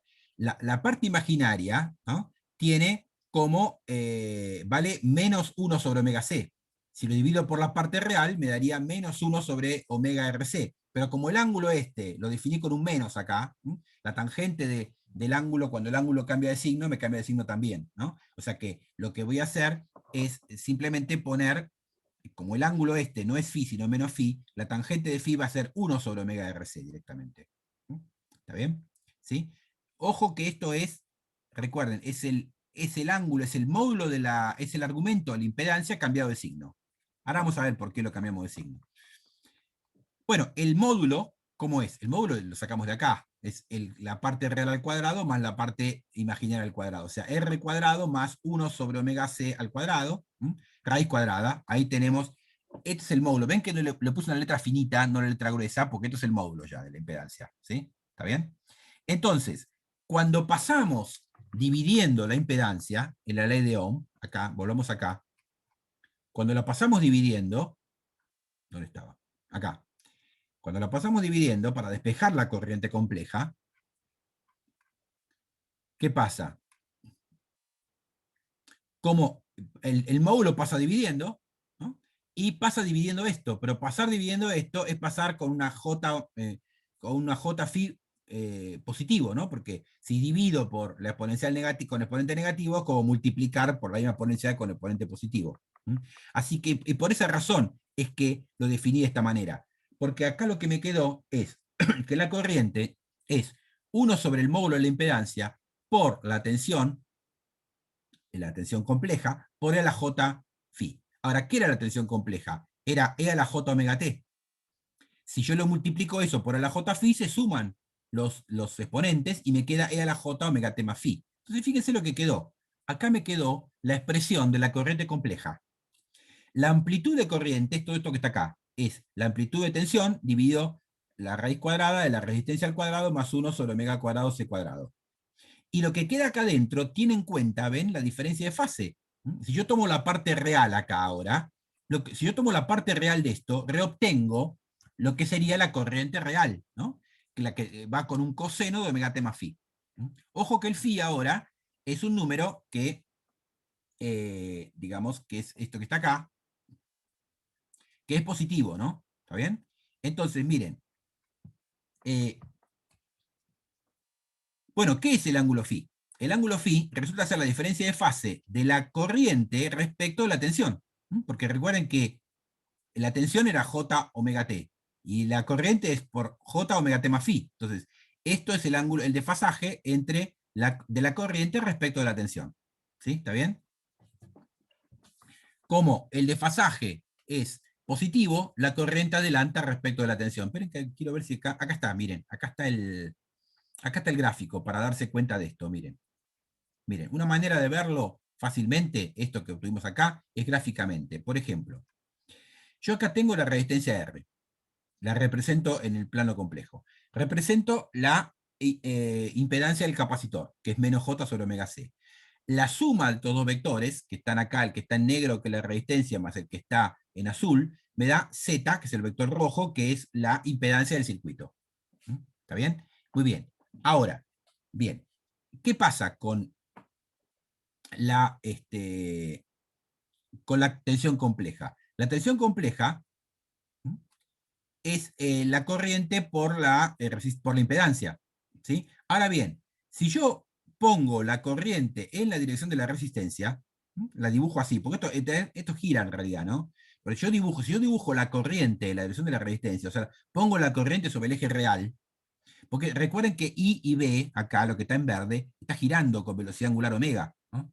Está permanentemente cambiando, ¿no? Porque todo esto está multiplicado por E a la J omega T, ¿no? Entonces, como el argumento depende del tiempo, esto es como que uno tiene que pensar que estos vectores que están acá, estos números complejos, digamos, el de la tensión y el de la corriente, están girando, ¿no?, con una velocidad angular omega digamos, en el plano complejo. Ahora, ¿qué es lo que ocurre? Si yo pongo la corriente en el eje real, automáticamente el ángulo que está acá es el ángulo de la tensión, porque fíjense que yo tengo que la tensión es acá, ¿no? Bueno, lo teníamos. La tensión la tensión compleja es la corriente compleja por la impedancia. Bueno, si supongamos que la corriente fuera real, cuando lo multiplico por la impedancia, el argumento queda el mismo de la impedancia. O sea, que si yo represento en cualquier gráfico de estos la corriente en el eje real, la tensión compleja tiene la misma dirección que tiene la impedancia del circuito. ¿Está bien? Y el ángulo de desfasaje entre la corriente y la tensión es positivo porque si yo me voy, recuerden que esto gira en sentido antihorario. Entonces, si yo me quiero ir de la tensión a la corriente, ¿ven? El ángulo de desfasaje de la corriente respecto de la tensión es positivo, porque si yo voy de la tensión a la corriente, recorro en el sentido positivo este ángulo. ¿Está bien? Entonces, ustedes tienen que pensar que este diagrama está girando en un instante del tiempo. Yo acá lo dibujé justo en el instante del tiempo en que la corriente pasa por el eje real, la corriente compleja. En ese instante de tiempo, la tensión compleja es paralela a la impedancia, digamos, porque como es un eje real, como es real, multiplico Z por I, no le cambia el argumento, ¿no? Multiplicado por un número real, un número complejo, no cambia el argumento. Entonces me queda superpuesta, digamos, la dirección de la impedancia con la dirección de la corriente, de la tensión, perdón. Bueno, y esto es lo que decíamos, que la corriente adelanta respecto de la tensión, porque yo pienso que estos dos vectores están girando, primero pasa por un punto dado la corriente y después, un ángulo phi después, pasa la tensión. Acá tenemos la impedancia y tensión y corriente en un circuito RC, o sea, un circuito donde tengo una resistencia y un capacitor. Entonces, ¿ven cómo se resuelve? Vamos a volver un poquito para atrás. ¿Cómo se resuelve? Se plantea la ley de Ohm simplemente. Se plantea esto que está acá arriba, la fórmula 33, la ley de Ohm generalizada, y se pasa dividiendo la impedancia del circuito. Después es ver cómo la escribo, ¿no? Es decir, sabemos que la impedancia del circuito es esto, me conviene expresarla en forma polar para pasar dividiendo, paso dividiendo el módulo, y este a la menos j phi lo paso dividiendo, me queda una de la j phi del otro lado, y me queda esta expresión. Y esto me da el desfasaje de la corriente respecto de la tensión. Este ángulo phi acá, en las formulitas que yo estoy poniendo acá, es siempre el desfasaje de la corriente respecto de la tensión, ¿no? ¿Sí? Entonces, acá tengo la expresión de la amplitud, y acá tengo la expresión de la fase, ¿no? El omega t más phi sería la fase, ¿no? Bien, una cosa, analicemos un poquito esto. A ver si lo tengo en la pizarra. Déjenme ver una cosa. Si en la pizarra tengo expresada la... No, en esta pizarra no, pero después lo vamos a ver. Bueno, pero miren lo que pasa con esto. Es lo que decíamos antes. ¿Qué pasa con la omega? Recuerden que es un circuito con una resistencia y un capacitor. ¿Qué pasa si la omega tiende a cero? Miren esta fórmula. Si la omega tiende a cero, este cociente tiende a infinito. O sea que toda la raíz tiende a infinito. como está en el denominador, la corriente tiende a cero. Es lo que dijimos, ¿no? Para corrientes, para frecuencias muy bajas, el capacitor presenta una impedancia muy alta, porque justamente impide el paso de la corriente. Si la frecuencia fuera estrictamente cero, sería una corriente continua, y entonces la corriente sería cero, porque por un circuito de corriente continua, el capacitor no permite el paso de corriente.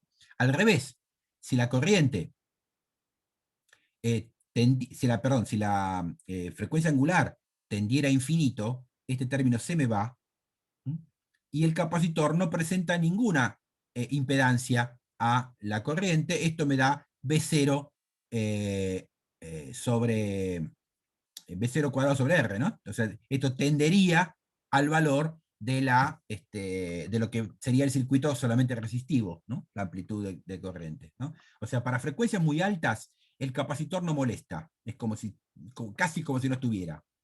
Para frecuencias bajas es donde el capacitor presenta una gran impedancia, en lugar de resistencia decimos impedancia ahora, a la circulación de la corriente alterna, ¿sí? Bien, bueno, acá tienen el detalle, qué es lo que pasa con la diferencia de fase, etc. ¿Qué pasaría si tuviéramos un circuito RL? Bueno, si ponemos un inductor, ahora hay que calcular la impedancia del circuito. Otra vez, es la del resistor más la del inductor. La del inductor era J omega L.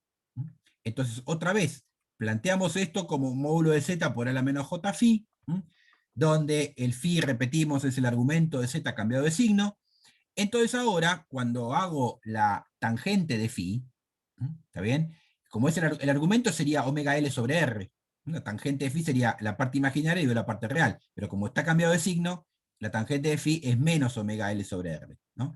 El módulo es la raíz cuadrada de la parte real al cuadrado más la imaginaria al cuadrado. O sea, R cuadrado más omega cuadrado L cuadrado. Acá lo tengo. Entonces, ¿cómo queda la tensión compleja? Paso dividiendo la impedancia. Al pasar dividiendo la impedancia, este a la menos j phi queda como una a j phi multiplicando. Acá está el módulo dividiendo y me queda esta expresión. ¿Ven? Fíjense que ahora el exponente acá, el ángulo quedó positivo. Y si yo lo represento ahora, miren lo que hago. Represento la impedancia del inductor, la resistencia del resistor, la suma de los dos como número complejo es este vector rojo que está acá, que es la impedancia del circuito. Y si yo coloco la corriente sobre el eje real, o sea, considero el tiempo en el cual la corriente es real, la corriente compleja es real, la tensión quedará proporcional a la impedancia. Y ven que acá, ¿qué pasa? El ángulo de la corriente respecto de la tensión. ¿Cómo se hace eso? Yo me paro donde está la tensión y voy hacia la corriente. Ven que ahora esto, ¿está bien? Tiene un ángulo negativo, ¿está bien? Es decir, gira en sentido contrario a la dirección en que gira este circuito, ¿no? El omega. Entonces, ¿qué es lo que pasa? En este caso, si yo me paro en un punto cualquiera acá, primero pasa la tensión y después atrás viene la corriente. O sea que la corriente atrasa respecto de la tensión, ¿sí? Ahí tenemos entonces lo que ocurre en el circuito inductivo. ¿Está bien? La corriente atrasa respecto de la tensión, tiene un desfasaje positivo respecto de la tensión, ¿sí? Bueno, y respecto de la amplitud de corriente, vemos que cuando la omega tiende a cero, que es el caso en que de la corriente continua, el inductor es como si no estuviera, porque el flujo es constante, no hay FEM inducida, y entonces directamente me da B0 sobre R esto. En cambio, para altos valores de la omega, a medida que aumento la frecuencia, esto me tiende a infinito, y como está en el denominador, me tiende a cero el valor de la amplitud de corriente. ¿Está bien? O sea que para altos valores de la frecuencia, el circuito se comporta de manera de presentar una impedancia muy grande. ¿Está bien? Bueno, bien. El RLC serie lo vamos a dejar para después, para la próxima clase. Vamos a mirar un poquito la guía de problemas para ver qué tipo de problemas van apareciendo. En el ejercicio 1, a ustedes les dan un generador de corriente que entrega 100 volts de tensión eficaz, ¿ven? Le están dando la tensión eficaz a 50 Hz, esto es la frecuencia, se haya conectado a un circuito RC serie. Por el circuito se cumple una corriente eficaz que vale esto, miren, 0,2 amperes se supone que es, por el seno de esto. Bueno, esto significa que esto es, lo que quiere decir esto es que esto es la corriente como función del tiempo. ¿Está bien? Pero acá lo que tienen es la amplitud de corriente, pero no es la amplitud de corriente, la amplitud eficaz de corriente. O sea, acá 0,2 amperes es la corriente eficaz en el circuito. Bueno, me piden varias cosas, el valor de la impedancia del circuito, el valor de la resistencia, el valor del capacitor, la tensión eficaz sobre el resistor, sobre el capacitor, etc. Bueno, vamos a ir viendo eso. No, este no es.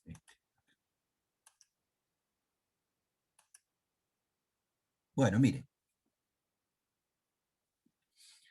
Esto lo representamos así. Acá está el generador de tensión. Las impedancias las vamos a representar como unos cuadraditos, unos rectángulos directamente, ¿no? Para que sea más fácil no tener que andar dibujando capacitores, resistencias, inductores. Simplemente esto es la impedancia de un resistor, esto es la impedancia de un capacitor. ¿Está bien? Bueno, muy bien. Me dan el valor eficaz del generador, que vale 100 volt, la tensión eficaz. Entonces, miren, ¿qué es lo que pasa? Acá hay que tener cuidado. Uno puede decir perfectamente, igual que como un circuito de corriente continua, uno puede decir que las sumas de las tensiones sobre la resistencia y sobre el capacitor me tiene que dar la del generador. Pero ojo, eso vale con las tensiones complejas. Porque eso sale de la ley de Ohm, en definitiva. Pero como ahora estamos trabajando con tensiones complejas, es cierto que como número complejo, si yo sumo la tensión compleja en el resistor más la tensión compleja en el capacitor, me tiene que dar la tensión compleja en el inductor, en el generador. ¿Está bien? Bueno, muy bien. Pero cuidado, son números complejos, no son números reales. Entonces hay que sumarlo de esta manera, ¿ven? Miren, acá dibujamos la tensión en el resistor como una tensión, digamos, que va sobre el eje real, ¿no? Porque estoy suponiendo acá, para este dibujo, estoy suponiendo que la corriente en un instante dado del tiempo, digamos, es real, ¿no? ¿Está bien? Entonces, la tensión en el resistor es la corriente por la impedancia, pero la impedancia es un número real también, es la resistencia, así que acá tenemos BR, que es la caída, la tensión compleja en el resistor. La tensión compleja en el capacitor va a ir 90 grados hacia abajo. ¿Por qué? Porque si la corriente es un número real, digamos, como la impedancia del capacitor es un número imaginario negativo, la tensión en el capacitor también va a ser un número imaginario negativo. Entonces, la suma de las dos tensiones se suma vectorialmente, suma como un número complejo. ¿Ven? El B en el generador, el B0, es la suma de los dos. Ahora bien, yo acá puse, miren, lo puse de las dos maneras, puse BC, BR y B0, y puse BR eficaz, B eficaz y BC eficaz. Es lo mismo, uno puede trabajar con uno o con otro. Simplemente que la B eficaz es B0 sobre R de 2. La caída eficaz en la resistencia va a ser la tensión en la resistencia, la amplitud de tensión en la resistencia dividido R de 2. Y lo mismo con el capacitor. Es equivalente trabajar con uno o con el otro. ¿Sí? No hay ningún problema. Bueno, entonces, si la suma es una suma así como está indicada acá, ¿qué pasa con el módulo, la relación entre los módulos? Pues entonces forman 90 grados. Por Pitágoras, yo acá veo que la hipotenusa al cuadrado, que es la B0 al cuadrado, es la suma de la tensión del capacitor al cuadrado en módulo, por la tensión de la resistencia al cuadrado en módulo. ¿Ven? Esta ley que está acá. La amplitud de tensión en el generador al cuadrado es la suma de la amplitud de tensión en el capacitor al cuadrado más la amplitud de tensión en el resistor al cuadrado. ¿Está bien? Eso sale de aplicar Pitágoras, digamos, a esta suma de tres vectores. ¿Sí? Bueno, entonces ahí me dan la I eficaz. Me dicen que la I eficaz vale 0,2 amperes. Con eso, a ver, en el problema 1 teníamos el dato de, a ver, déjeme ver una cosita. En el problema 1 el desfasaje era pi sobre 3. ¿Está bien? Eh, bien. Eh, y teníamos la I eficaz. Ah, teníamos los 100 volts. Perfecto. Ok. Bien, entonces, yo sé que la B eficaz es 100 volts.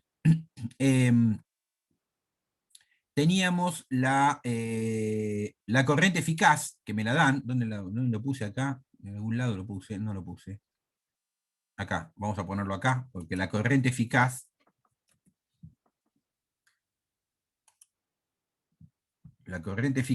me dicen que vale 0,2 amperes. Bueno, entonces, para la resistencia, directamente, en la resistencia, ¿qué relación hay entre la... Eh, recuerden una cosa, la corriente eficaz, ¿está bien?, sobre la resistencia, que es la misma que la corriente eficaz sobre el capacitor, porque están en serie acá todos, ¿no? La corriente eficaz es la misma en todos. Entonces, si yo analizo esto en la resistencia, ¿no?, ¿está bien? Entonces, el B en la resistencia va a ser la corriente eficaz, ¿no?, ¿está bien?, multiplicada por la resistencia, el valor de la resistencia. O sea, bueno, ahora el tema es ver cuánto valen cada una de estas. Bueno, miren, a mí me dicen que el desfasaje es pi sobre 3. Esto sale de acá, del dato del problema, miren. Miremos el enunciado. ¿Ve que hay un pi sobre 3 ahí? Pi sobre 3 es el ángulo entre la corriente y la tensión. ¿Mm? ¿Está bien?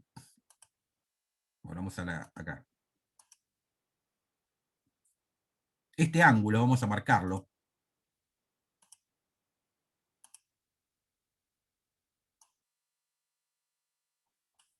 Ese ángulo vale pi sobre 3.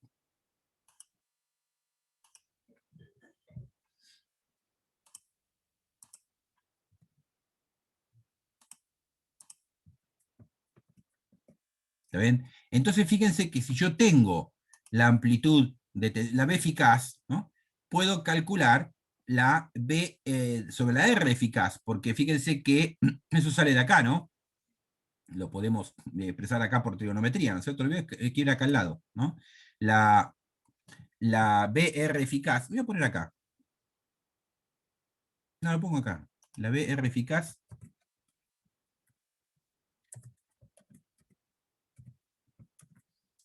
va a ser el B eficaz del generador, que es esto, sería esta amplitud acá, ¿ven?, si esto fuera la eficaz, multiplicada por el coseno de pi sobre 3.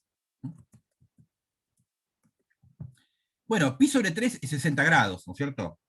¿Está bien? El coseno de 60 grados sería, lo voy a poner en grados para que, ¿no? ¿Está bien? Bueno, y esto nos da, espero que voy a correr un poquito esto, el coseno de 60 es un medio. ¿Está bien?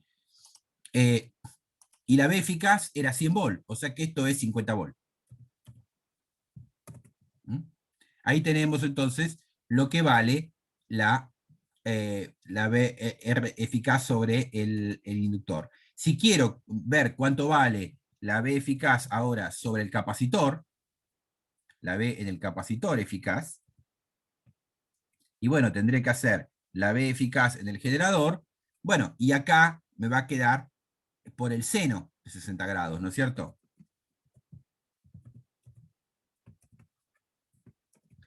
Bueno, entonces hay que hacer 100 por 0,86, es esto que está acá, 86,6 volt. ¿Está bien? Ahí tenemos las dos. Todo eso lo sacamos conociendo esto. Bueno, y ahora, una vez que tengo eso calculado, vengo acá. En realidad, acá la cuenta está hecha al revés, están poniendo que es como si yo conociera la resistencia, pero en realidad lo que hay que hacer es despejar hay que despejar el valor de la resistencia.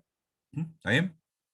Bueno, si uno despeja el valor de la resistencia, tengo que la tensión tiene que ser 50 volt, la corriente eficaz es 0,2 amperes, entonces la resistencia tiene que valer 250 ohms. ¿Está bien? Eso es lo que Yo acá está hecho al revés, se ve que lo hice pensando que daban como datos los valores, ¿no? Acá, eh, bueno, acá está hecho de otra manera también, miren, acá la B del capacitor eficaz al cuadrado la puedo sacar como el B0 al cuadrado menos la B de resistencia al cuadrado, es lo mismo, da la misma cosa, ¿ven? Da la misma, pero es más fácil trabajar así, en este caso, ¿no? Y bueno, lo mismo, la B del capacitor eficaz es la reactancia del capacitor multiplicada por la I eficaz, ¿no?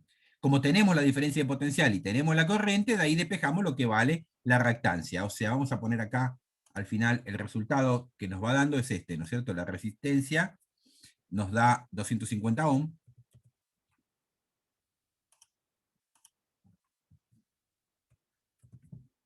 y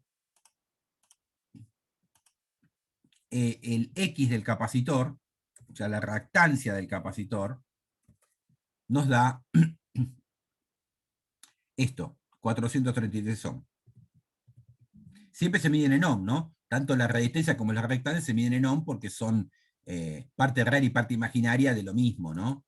Son resistencias en el fondo, ¿no? La unidad es la misma que la de una resistencia, ¿sí? Bien. Bueno, si uno después quiere calcular cuánto vale la capacidad, simplemente tiene que tener en cuenta que el X del capacitor es 1 sobre omega C. El omega lo tenemos y de ahí calculan la capacidad. ¿Mm? ¿Está bien?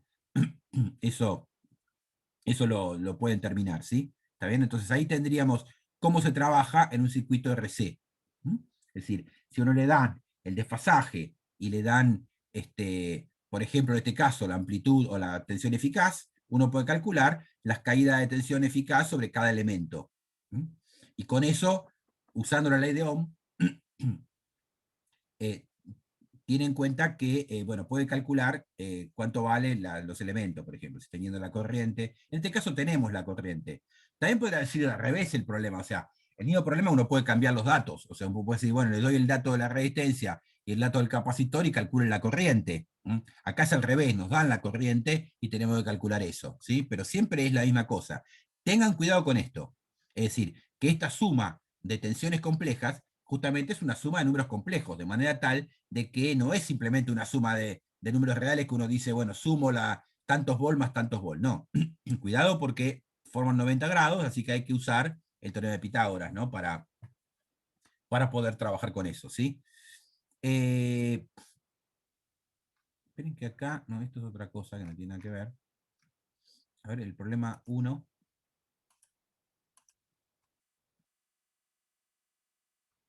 Bueno, el punto E en realidad eso lo vamos a ver después, porque dice calcula el valor de la inductancia que debe contarse en serie con el circuito para que entre en resonancia. Eso todavía no lo vimos, ¿eh? Acá como que metieron todo junto, ¿sí? Eh, entonces, miren, ustedes acá tienen el dato de la tensión eficaz, de la corriente eficaz, perdón, de la tensión eficaz también, porque me dice que es 100 volt, la del generador, tiene el desfasaje entre tensión y corriente. Con eso pueden calcular la impedancia del circuito, pueden calcular la R y la C, que es lo que dijimos, y los valores de la tensión eficaz sobre cada uno de ellos, que también lo hicimos. Ya el E todavía no va. La potencia disipada. Bueno, ¿cómo calculo la potencia disipada en el circuito? RC serie. ¿Qué es lo que pasa con la potencia disipada? Recuerden que en el capacitor no hay disipación de potencia. La potencia se disipa de la resistencia. O sea que la potencia disipada, la potencia media o potencia activa, es la I eficaz al cuadrado multiplicado por la resistencia. Siempre, porque eso se disipa la resistencia. O sea que eso una vez que yo tengo calculada la resistencia, esto directamente me da la potencia disipada o potencia activa. ¿Está bien? Esto es la potencia activa.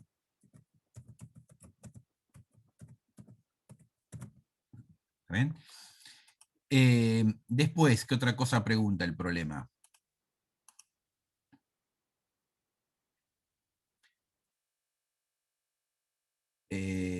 ¿Cuál sería el valor de la caída de la resistencia si el circuito RC estuviera en paralelo? Bueno, esto ya indique, justifique cuál sería el valor de la caída en la resistencia si el circuito RC estuviera en paralelo. Bueno, a ver, si ponemos en paralelo el circuito, si pongo en paralelo la resistencia con la fuente, ¿m? entonces directamente me va a dar la caída de tensión de la resistencia es la misma que en la fuente, ¿no? Porque están paralelos, ¿no? ¿Está? Y la del capacitor también, ¿sí? O sea que en ese caso es eso lo que preguntan, nada más, no tiene demasiado. A ver, y después, bueno, el diagrama de fasores que le llaman acá, es esto que acabamos de hacer. Porque la jerga de los electricistas le llaman fasores a estos vectores que son números complejos, que son los que representan las tensiones complejas o las impedancias en el plano complejo. ¿No? Le llaman fasores porque representan la fase, ¿no? Digamos, eso es esto que está acá. El diagrama de fasores sería esto. ¿Está bien? Acá tenemos la... Esto se puede representar tanto en las tensiones como en las impedancias, es lo mismo, en definitiva. ¿Sí? Bueno, entonces, vamos a mirar un poquito más la guía y después dejamos para la próxima ir realizando los problemas. Pero el ejercicio 2, que ahora, en vez de ser un RC, es un RL. Y la corriente ahora, fíjense, tiene el mismo valor de la corriente eficaz, pero fíjense que acá dice menos pi sobre 3. ¿Ven? Menos pi sobre 3 en vez de más pi sobre 3. Está bien, porque ahora cambia de signo el desfasaje, ¿no? Al ser un circuito inductivo, ¿no? Al tener un inductor. Y me dicen que caen 80 volts sobre el inductor. Indique, justifique cuáles de los resultados cambian y cómo. Bueno, hay que volver a plantear el problema, pero ahora conocemos la corriente eficaz y conocemos la caída de tensión sobre el inductor. O sea que no está el dato de la tensión eficaz. Es otro problema, no sé por qué lo plantearon así, porque en realidad es un problema completamente distinto. Es decir, primero que no es un capacitor, sino que es un inductor. La corriente ahora tiene esta amplitud eficaz, que es 0,2 amperes, el desfasaje es menos pi sobre 3, pero ahora no me dan el dato de cuánto vale la tensión eficaz en el generador, que eran 100 volts, sino que ahora me dan el dato de la caída de tensión sobre el inductor. ¿Está bien? Entonces habría que resolver de vuelta, ¿sí? ¿Está? Bueno, traten de pensar ese problema, el 2, ¿no? Porque todavía no vimos los complejos con los tres elementos juntos, pero habría que plantear algo parecido, pero con un ZL acá, ¿no? Y ahora tengan en cuenta que como el L va para allá, el diagrama va para arriba ahora, ahora la tensión compleja va a ir para arriba y el desfasaje va a ser pi sobre 3, pero para el otro lado, ¿no? ¿Está bien? Pero el diagrama es parecido a esto, solo que en lugar de dibujar la tensión del capacitor hacia abajo, lo dibujó el inductor para arriba. ¿No? ¿Está bien? Y piensen que a ustedes le están dando la caída de tensión sobre el inductor. ¿Sí?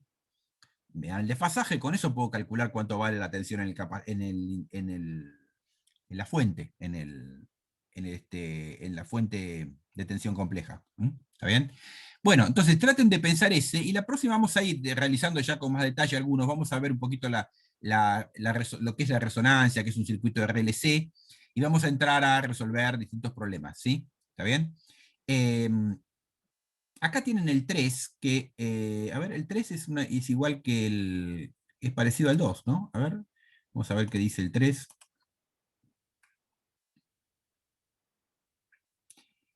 Ah, bueno, no, el 3 lo voy a explicar con más detenimiento la próxima clase, porque hay que hablar de alguna cosita que todavía no hablé. Bueno, pero entonces ya vemos cómo se puede trabajar, ¿no? Cómo se puede empezar a trabajar a los circuitos de corriente alterna. Uno trabaja como si fuera una ley de Ohm, pero con impedancias en lugar de resistencias, y entonces tengo que tener en cuenta que la suma de las caídas de tensión es una suma vectorial, es una suma de números complejos, no es una suma de números reales. Hay que tener cuidado con eso, ¿sí?